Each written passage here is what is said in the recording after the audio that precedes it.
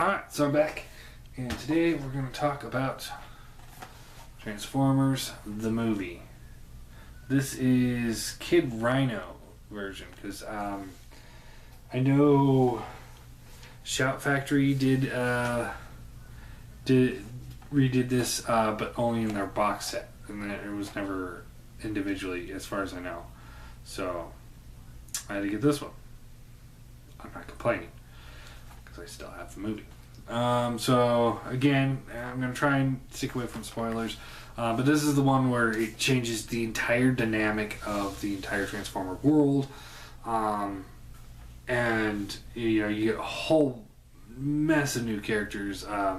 You get Ultra Magnus, Springer, RC, Hot Rod, Cup, Retgar, Galvatron, Scourge and the Sweeps, Cyclonus.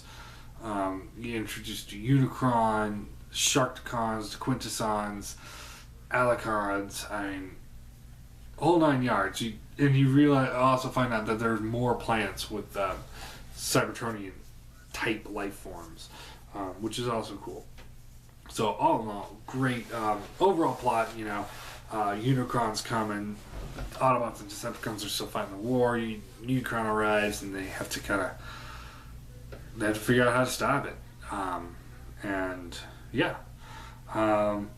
It's really hard for me to go into this without going into spoilers. So, 10 out of 10.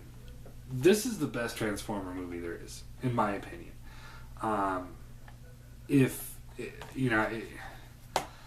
If you're a fan of the G1 stuff, get this. You have to get this. This is like the most important. This is the most important DVD in the entire series, I think. It is critical to the whole story arc for Transformers. So, if you've seen the live action movies, watch this. This will just remind you of G1 is the best. Period. So I know this was quick, but 10 out of 10. Spoilers coming now. Alright. Okay, so it's not a perfect movie. I do have issues with it, but my issues are so overshadowed by the rest of it that I can't sit here and say those issues were problems. And so we'll go into some of the issues. First issue is, and I know why it happened, but I wish it didn't. They started making the movie before the end of season 2 came out.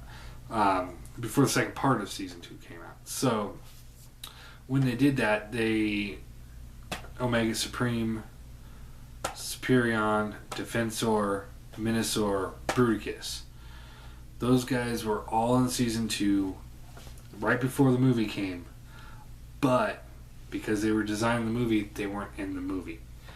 That's really unfortunate, because in that blitz of Autobot City, where were the Combaticons? That's where they needed to be. That's what they were built for.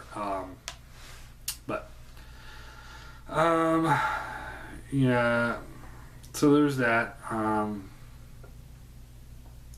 Then we got there's a couple animation errors throughout the episode or the movie, and then there's some other things that I just think Megatron just was an idiot for.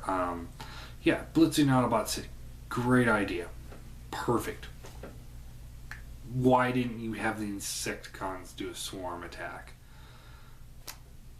I mean, why? Why? I mean, really? You have the Insecticons there, why don't... I mean, that was one of the biggest... This is what I was talking about earlier in my other reviews, is just the Insecticons could build more Insecticons and have drones. I mean, imagine a swarm of Insecticons coming in. Or, have it all set so that when the ship goes down, it splinters off to a bunch of Insecticons. Anyway, that's really all there is for my air. Oh, and one of the Dinobots keeps going in and out. He's mostly not there, and that's also kind of like, it's a little bothersome, but whatever. So yeah, let's talk about the good stuff. Unicron. Hell yeah. That's a villain. And, I know Unicron shows up in other lore, and, and I just think Transformers Armada Unicron, blah, blah, blah, just isn't the same as G1 Unicron, first coming on screen, voiced by Orson Welles. Yes! Yeah, and I remember making Tommy watch this, and he saw it, and he's like, oh man, thing's a planet. And he was thinking there was some guy inside a planet, and he's just like, man, that thing's badass. And then at the end, when it transforms, he was just sitting there like, he was just in total shock, and it's just like, this is what I was raised on, and it's like, that's Unicron. It was so cool. Like I said before, we get a whole bunch of new Autobots and Decepticons. Autobots just kind of show up.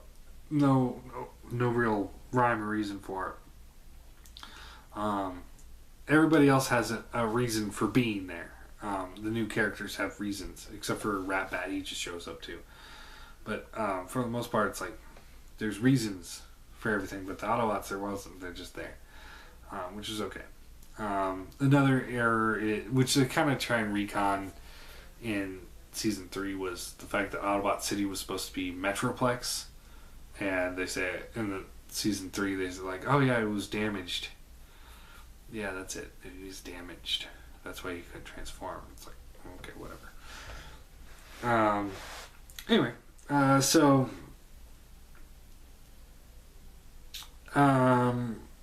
then we get Death of Autobots, left and right. I mean, Prowl bites it, Ratchet, Brawn, Ironhide. Yeah, just a whole bunch of them get killed on the spaceship on the way to Earth. And when they actually blitz Earth, a whole bunch of them get killed. I know you see Wheeljack dead, and you see Windcharger dead. And then Optimus Prime shows up, tells Dinobots to go take out Devastator. Devastator actually kicked the crap out of him real quick, but it was fun. And then you see Optimus Prime doing what Prime does best, going into battle, kicking the shit out of everybody in his way. I mean, that is the most badass version of Prime ever. I mean, yeah, he was fun in the movies where you see him tearing people's face off and all that stuff, but I mean, it just doesn't beat it. Seeing that semi with the theme music behind it, the Touch from Stan Bush playing, and just lays out all the Decepticons by himself.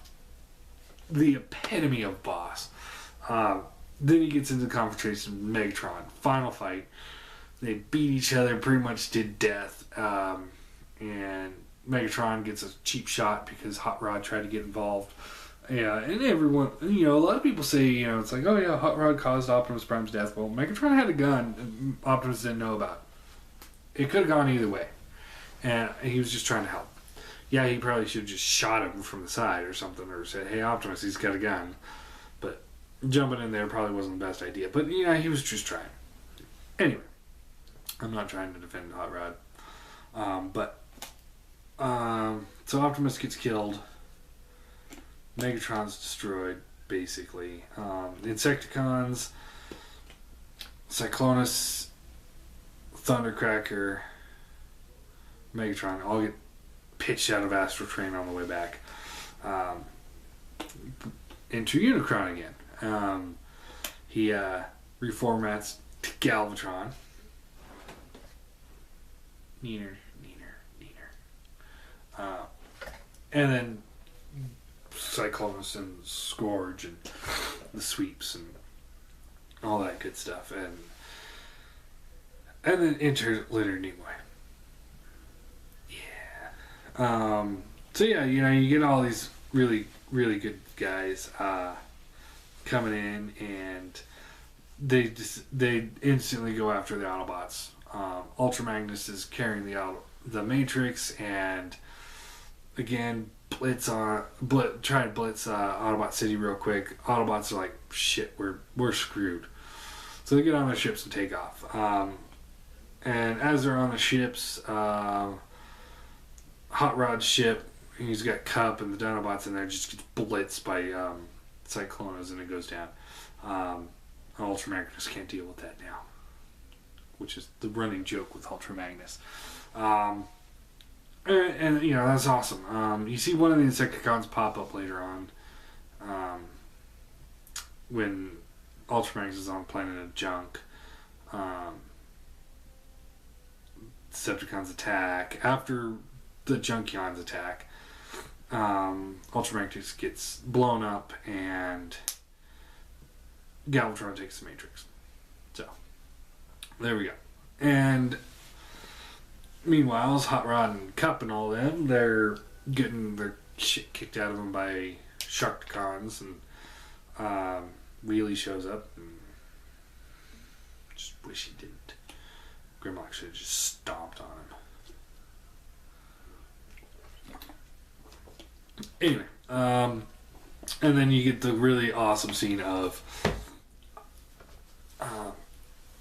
Grimlock comes to this rescue for Cup and Hot Rod, and Quintessons are telling the Sharkticons, go execute them. And Grimlock's like, no. Grimlock say execute them, and all the Sharkticons are like, alright. So that was fun. So, you know, again, Grimlock's being the badass, not the brightest, but badass brute that, you know, the Autobots needed. So, you got that, and then Autobots all get back together. Junkions get involved. They rebuild Ultra Magnus. Hot Rod stole ship from Quintessons, and then Junkions have their own ship, and they all fly towards Unicron because Unicron's the main threat. And they need to get the Matrix back from Galvatron. Galvatron's over there trying to tell Unicron, like, hey, you gotta listen to me now because I got the Matrix, and doesn't know that he can't open it. So Unicron gets pissed off and decides he's gonna destroy Cybertron just for spite. So he transforms, and that's the first time you see him, and it's like, awesome. And I know I'm just going through the whole movie here real quick, but who cares? But, you know, Galvatron gets eaten. Hot Rod flies the ship into Unicron's eye, and he winds up face to face with Galvatron. They get fight briefly. Hot Rod doesn't stand a chance until he grabs the Matrix, gets upgraded to Rodimus Prime, and that's it for Galvatron. He gets thrown through his Unicron's leg, and then opens the Matrix. Unicron's gone. And you know, one of my favorite portions of this movie is the fact that I really like that story arc of the young kid who has to become leader. You know, he doesn't ask to be the leader. He doesn't dream of it. He just becomes the leader because he's the right one for the job. You know, he grabbed the Matrix first or whatever, but you know, who knows? You know, but the Matrix chooses the right hero, and that's what Hot Rod was. I mean, he was the one that was like, Matrix can stop Unicron. It has to. Everyone else is like, I don't know. But, I mean, he stepped up to the plate, and that's why I like Rodimus Prime, because I grew up on this movie. I didn't see season 3 until much, much later. So, I mean, Hot Rod was my favorite character from G1. It's like the whole time, it's like anytime I'd watch the original animated show, it's like, where's Hot Rod? Where is he? He's my hero. He's the one I want to see. The rest of these guys are, you know, subpar. You know, this was when I was a kid. Hot Rod was the one.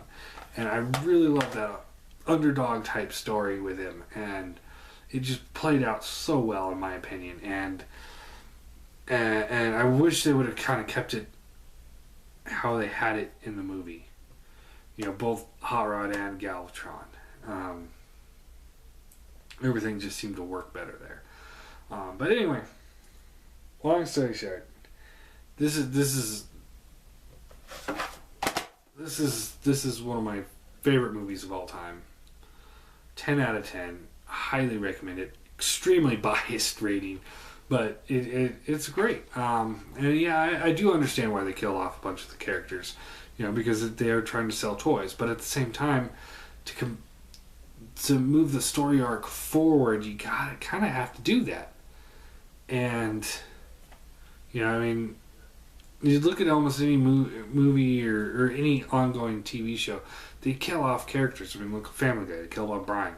Didn't work out. I mean, just like Optimus Prime, but yeah, they have to do that to keep the story arc fresh. Family Guy did it. Simpsons does it every now and then. They just kill off a character. I mean, let's see. I know like House did it. I'm not a huge fan of House, but yeah, almost all shows you watch that are on for a long time, someone's gonna die and get replaced by another character. That's what they were doing here, and I know a lot of people didn't like it, but I did. I appreciate what they were going for. I thought it was a good move on their part. Then season 3 happened.